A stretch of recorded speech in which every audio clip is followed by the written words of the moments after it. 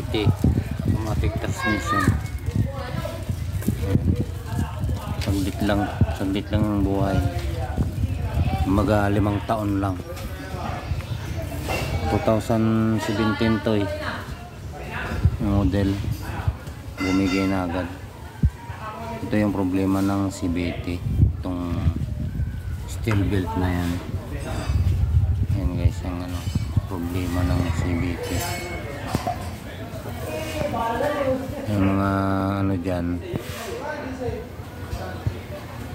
customer na bagong bibili ng transmission, hindi ko naman bilang mekaniko, para sa akin pangit yung CVT.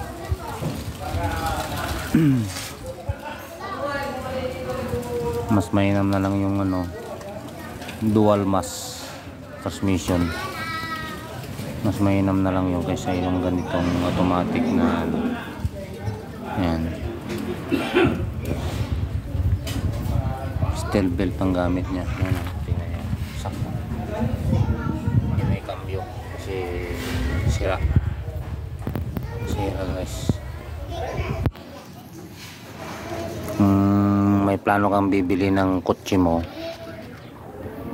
huwag kang bibili ng ganitong CVT kasi napaka rare ay napaka hassle pag nasira, nakapa mahal.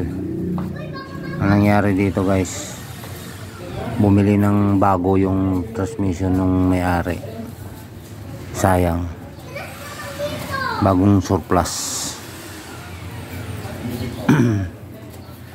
Yan guys, buo pa naman sana kasi maayos pa yung lining, makakapal pa. Yan guys.